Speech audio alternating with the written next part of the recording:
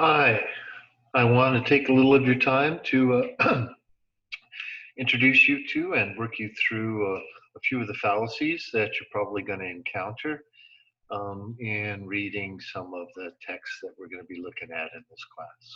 Okay, so let me share my screen with you.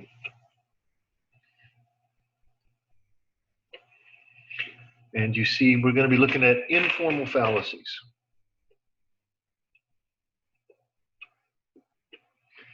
There are formal fallacies. We're hoping that we won't encounter those in this class. Those are the kinds of mistakes that no philosopher worth their salt should be making. But these informal fallacies are often more judgment calls. And again, no philosopher worth their salt should be committing these fallacies willy-nilly. Many may come perilously close to it in the heat of discussion. So, especially when we're looking at these dialogues of Plato, it might be helpful to have a sense as to what counts as illegitimate reasoning, so we can focus on the legitimate reasoning. Okay? So, let's look at a few. One of my favorites, the argumentum ad hominem, the argument against the person.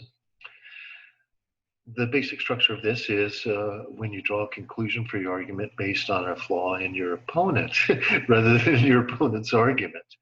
There's a brief diagram of it. Person X disapproves of my position, but they're wrong, I might say. Person X is a member of, say, organization Y, and members of organization Y are they're criminals or they're unpatriotic or whatever. Any sort of negative qualities you might want to think of to go in there. So basically, person X must be wrong because they're not a good person. Well, as this diagram shows, the premises are attacking the person rather than defending the merits of the position being debated. Now, admittedly, one's credibility as a witness in a court of law is something worth debating. And a witness can be shown to be lacking in credibility by cross-examination, and that should be relevant. But we're trying to do something else here. We're not trying to establish guilt beyond a reasonable doubt in a legal situation here. We're trying to get to the truth of various matters. And so we're trying to make sure that our premises logically lead to our conclusions whenever possible.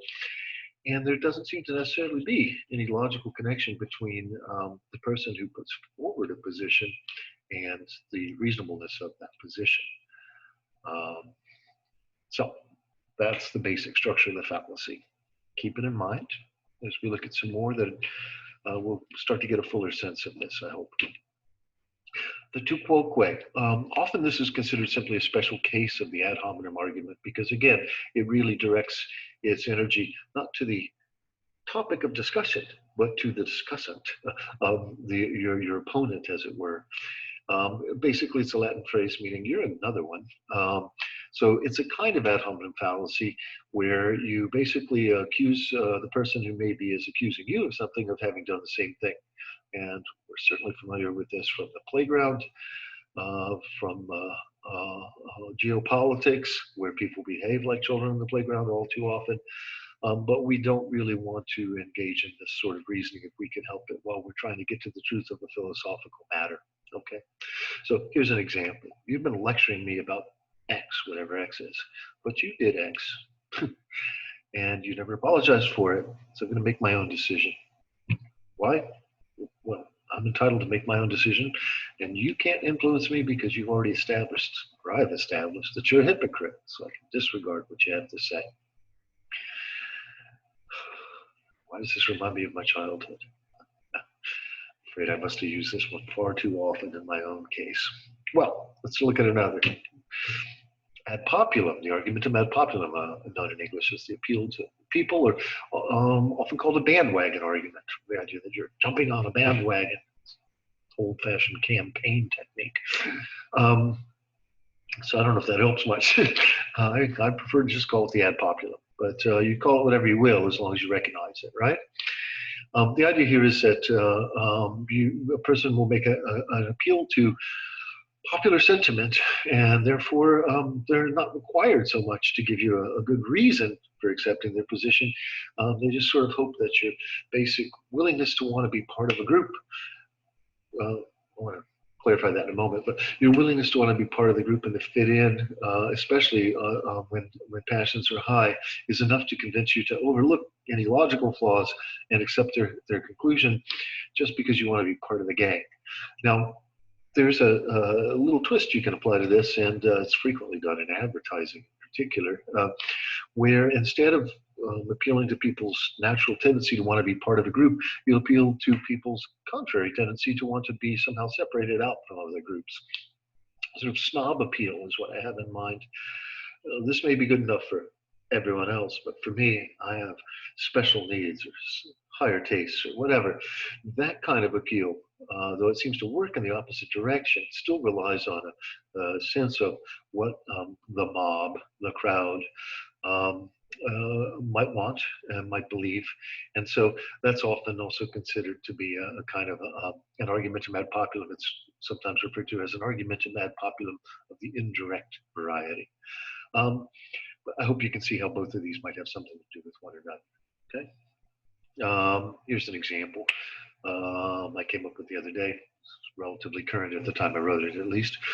Public school teachers are demanding increased safety measures in response to the COVID-19 crisis before being sent back into classrooms. They're threatening to strike. But a prolonged strike will jeopardize our children's future and result in also spending more public funds, leading to raised taxes and crippling the economy. So are you for or against increased safety? Well, I don't know. I mean, as a person who's married to a public school teacher, my natural disposition is to be in favor of increased safety for public school teachers. However, I sure don't want to jeopardize children's future. I don't want to spend public funds. Oh my goodness, I know my neighbors don't want me spending public funds in that way. And we sure don't want to cripple the economy. So maybe we should just better go along with what everybody wants and send those teachers back into school. Or not. Another nice one, the argumentum ad misericordium. Sounds like a musical instrument to me. Misericordium, though, means has a reference to the Latin word to miser, to pity. So it's an appeal to pity. Here's a typical, rather comical example. Imagine this at a sentencing hearing. On the part of a lawyer: Your Honor, before you sentence my client for the murder of his parents, I ask you to consider his unfortunate situation. My client's now an orphan, and surely you can find it in your heart to give him the lightest punishment possible. As it says in the little diagram, the premise is simply asking the judge to pity the defendant. It's not saying whether or not the defendant is guilty or innocent. It's simply saying you should pity the defendant. Now, admittedly, in a sentencing hearing, considerations like pity may have a place.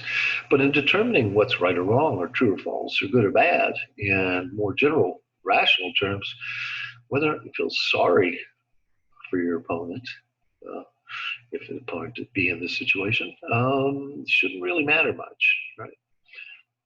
So let's look at another. Perhaps my all-time favorite because of its brutal directness. The argumentum ad baculum. Baculum was the large name for a large staff that people used to carry in back in the day when these fallacies were first being diagnosed and codified and named. And so the basic idea there is I can talk and talk and talk, but if you don't see my point of view, I can start to threaten you with my stick. That may get a better response. Again, when it comes to geopolitics, I'm afraid it happens all too often. See, one country doesn't necessarily always try and convince another country that what they're doing is in their own best interest. Simply sometimes that if they do it my way or else is often a bargaining position, especially for countries like our own, which have a traditionally larger military than many of our opponents on the world stage. Doesn't mean we're right, just means that we're stronger or perceived to be such in many cases. So here's a less sanguine example. If the students at this university don't stop protesting on behalf of this new movement, BLM perhaps or whatever, the university is going to have to close its doors, as spoken in the voice of an administrator. Therefore, the students will have to accept that such protests are not allowed. You can go ahead and protest if you want us to shut down your university. Those are your options. I don't I think, need to point out that if delivered in the right time, in the right circumstances, and even with the right tone of voice, this can be pretty clearly a threat. And those threats can be effective. It's not the logic of the threat that makes them effective, it's the force behind it. Argumentum ad ignorantiam, or appeal to ignorance. Um, this one sometimes misleads people just from the title. They think, well, if someone's presuming to be ignorant or behaving in a way that's ignorant, they must be committing this appeal. But it's actually something a little more specific than that. The basic idea is that there are lots of things out there that haven't been decided. There are lots of questions that are open questions. And sometimes there's no evidence that we can marshal, at least at a given moment, to decide one way or the other about certain issues. And I would suggest, humbly, that the appropriate response a rational person might take when they have no evidence to decide a matter one way or the other is to suspend judgment, to maintain a certain skeptical balance or equilibrium between the two options, if indeed there's no evidence to support one side over the other. However, it's frequently the case that when people say there's no evidence to support one side over the other, therefore I must be free to choose whichever side I wish without fear of being accused of being irrational. And it doesn't seem to work that way. At least that's the idea behind this calling this a fallacy. Here's a brief example. No one's yet proven that God exists, so we have every reason in the world to deny that he does. I frequently, as a person who gets a lot of papers from intro to philosophy students, I'll get the reverse argument just as often. No one can prove that God doesn't exist, therefore it makes perfect sense for me to believe in him. I don't want to get into a long discussion about the differences between what faith may mean and what rationally justified belief may be, but I think if we were to look into that matter at some other time, we might discover that it's not as simple as the average 1301 paper might suggest. So, again, I want to recommend that when there is no evidence to decide one way or the other, that we try and either not make a decision, or if we must make a decision with the understanding that our decision is basically a crapshoot. Okay. Now, these are just some of the fallacies, and I'm going to show you a link to some more when this little slideshow ends here. But I wanted to work you through something that seems pretty current. In fact, this was yesterday's news for me. So you'll see that some of the things that we're talking about in this more academic presentation on the ground, they may be a little more wild and woolly and a little harder to tell exactly what's going on. Our goal is not to try and reduce everything down to some textbook example, because in doing that, sort of the Procrustean bed approach, look it up, to ideas, I think in doing that, we hobble ourselves intellectually. But if we have an ideal, even if it's a negative ideal of what a particular fallacy may be, if we can see something close to it, then at least we can be on our guard and we can begin the process of maybe trying to untangle it a little bit. So think of the ones we've talked about: the ad populum, the ad verecundium, the ad ignorantium, the ad misericordiam, the tu quoque, which is a form of the ad hominem. Think about those as we look at this exchange between two people that have been in the news recently, and see whether or not you can see any of these at work, or whether or not you think there's no fallacy, or whether or not you think perhaps that the fallacies that are being committed here are indeed fallacious, but maybe aren't represented by any of the ones we've already looked at. Okay, in which case, when we give you some more, you'll be able to come back to this task and probably satisfy yourself that you've gotten as close as a rational person can be expected to get to figuring out what's going on. Okay. Ooh, scary when you see them up big like that, up close like that. So on the left we have Tucker Carlson, America's favorite white supremacist apologist. On the right, we have Senator Tammy Duckworth. And they recently both been in the news because of dust up about this question about whether or not certain statues in the public square in the United States should be removed. There are a lot of people that support removing statues of Confederate generals and whatnot, and for reasons that are probably pretty obvious to most of us. But there's also been a movement to um, possibly remove statues of people who were not known to be traitors to the United States, like the Confederates, but in fact were founders of the United States, but committed one of what many people consider America's original sins. Say take a number, but one of America's original sins, which was slavery. Um, George Washington, the father of our country, as we know, owned slaves. His famous wooden teeth were not wooden at all, but were indeed made out of the bones of slaves, they now say. And Thomas Jefferson, a hero of mine growing up, as we've come to learn, was on paper in favor of all men being created equal, but in practice, in fact, was a slave owner and only freed some of his slaves on his death, those who he had fathered with one of his slaves, Sally Hemings, and the rest he had sold to pay his debts. So, should these people, people like this, be honored, or should their statues also perhaps be removed? Was the issue. And when this was addressed in public, Senator Duckworth expressed her belief that at least the people who are making this argument, that people like Washington and Jefferson might also be considered as candidates for having their statues removed, she said that such people should be listened to. She didn't say they should be agreed with, as far as I can tell, simply that they should be listened to. And this upset Mr. Carlson, in his position as a spokesman for Fox News, began to make a case against Senator Duckworth and her position. And we're going to see some of what he says here. I'll just read you a little bit of it. Ms. Carlson, you're not supposed to criticize Tammy Duckworth in any way because she once served in the military. She didn't just serve, I should point out. She was, in fact, a helicopter pilot in a war zone and was shot down, and so she lost both of her legs. This was many people would consider this a pretty significant sacrifice on behalf of her country, our country. I'm an American citizen, right? Whether or not that entitles her to weigh in on this decision or not is anybody's guess, but we should point out that she did run for and was elected to be a senator. So if anyone should be weighing in, perhaps it's her. And of course, Dr. Carlson's entitled to his opinion too. As he says, you're not supposed to criticize her because she served in the military. Most people ignore her, but when she does speak in public, we're reminded what a deeply silly and unimpressive person she is. And the conclusion can't be avoided. These people actually hate America. Duckworth responded. Remember, she'd lost both of her legs and now wears prosthetic limbs to go about her duties.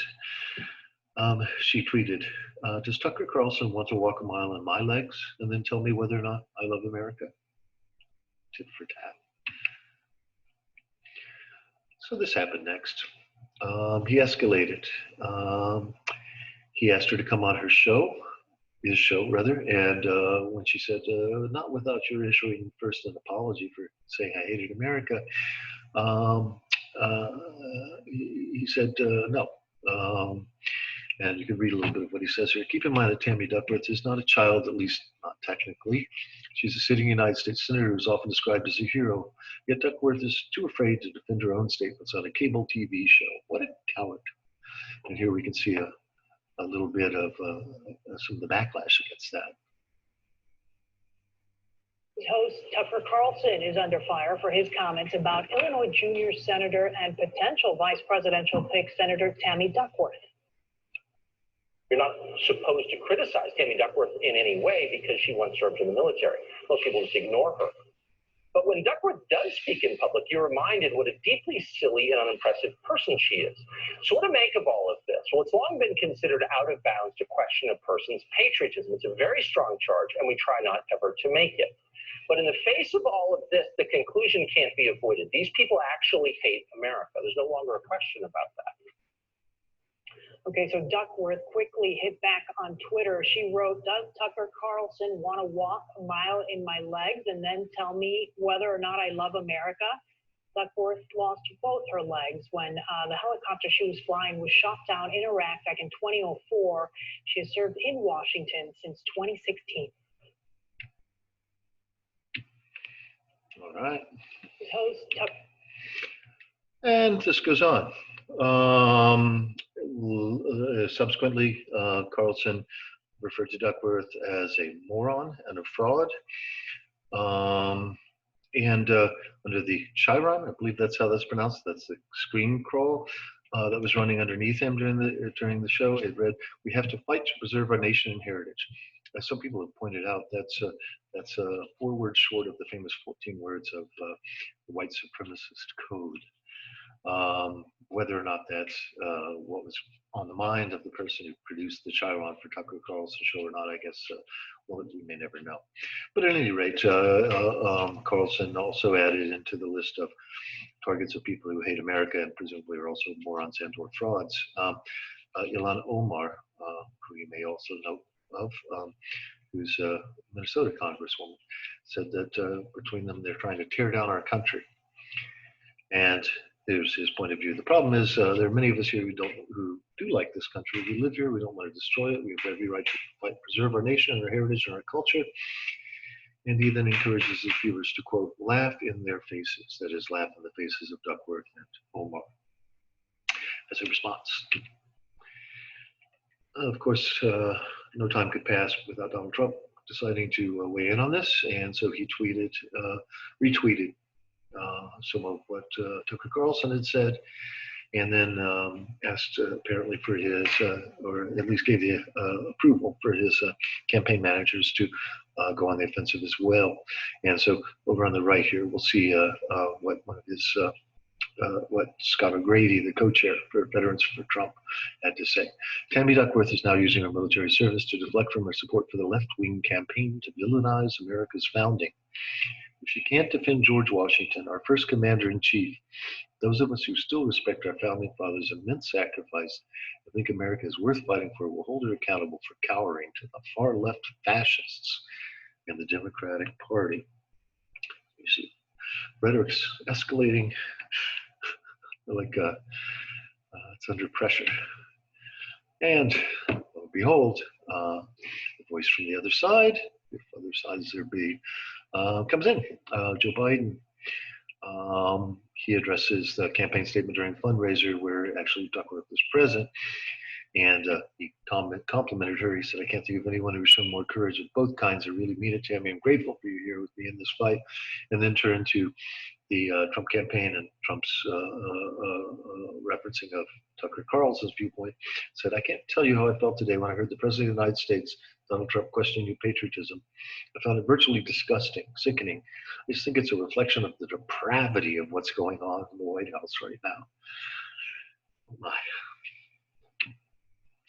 So there was a lot of back and forth, some of which might have you looking for the exit, and some of which might have you turning back to those first few fallacies we looked at to see whether or not they might be any help in untangling this nasty brouhaha.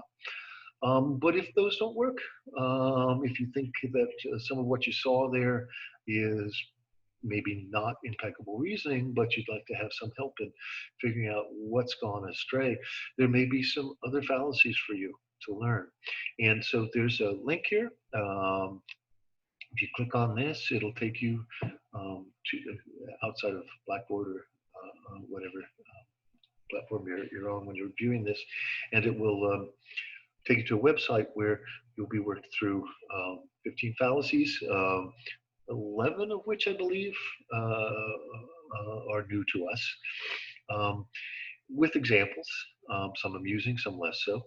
And you should try your hand at trying to figure out what's going on as you look at these examples. And then when you're all done, turn back to Blackboard if you have this class, and there's a brief quiz for you there that you can take to help assess how much you picked up from this. And hopefully these tips will help you going forward. if you really get interested in this, I'd like to recommend any one of our classes in critical thinking. Almost all of them will probably give you much more detailed analyses of how to construct good argument and how to avoid logical fallacies like those we've been looking at. So thank you very much for your time. Happy hunting.